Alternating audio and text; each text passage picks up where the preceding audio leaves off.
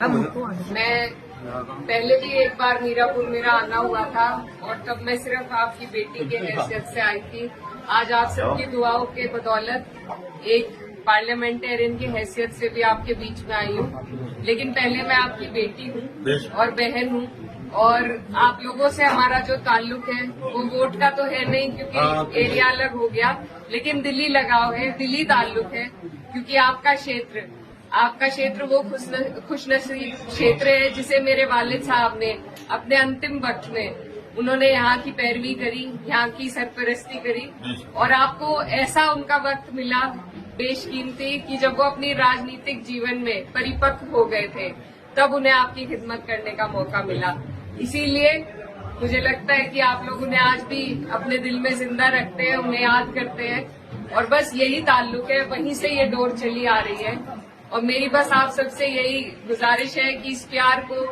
आपने जितनी दुआओं से मुझे नवाजा है इसको इसी तरीके से बरकरार कर रखे, क्योंकि वोट तो आप नहीं डाल सकते लेकिन आपकी जो दुआओं हैं उसी का असर रहा कि इतना मुश्किल चुनाव हम जीत पाए।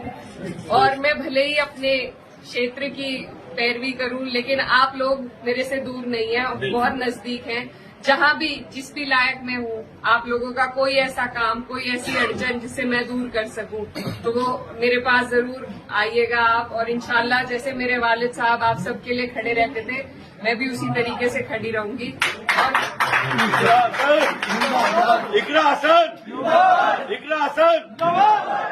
और जिस तरीके से संसद में मैं अपने क्षेत्र की आवाज उठाती हूँ आप लोग भी दूर नहीं है। मैं कोशिश करूंगी कि मेरी जो लड़ाई है, मेरी जो आवाज है उसमें आपका भी हिस्सा रहे, आपके लिए भी मैं आवाज उठा सकूं। और ये घर हमारा पुराना घर रहा है, नजीर भाई है, इनसे पुराना ताल्लुक है, तो ये ताल्लुक ये इसी तरीके से बरकरार रहेगा। और क्योंकि राजनीतिक प्रोग्राम तो नहीं है पर फिर भी ये कहना चाहती हूँ कि जिस तरीके से इस चुनाव में हम लोगों को सफलता मिली, पार्टी को सफलता मिली,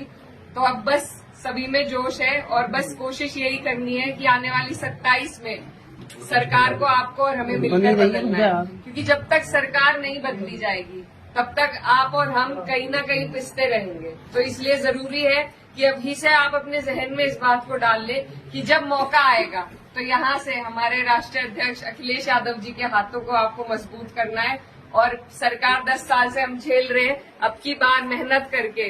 बिना किसी उसके सबको एकजुट होकर उसे बदल के दिखाना है, अपनी सरकार बनानी है। तो 27 के लिए आप लोग अभी से मेहनत में जुट जाइए। और उससे पहले ही आपके यहाँ उपचुनाव भी है,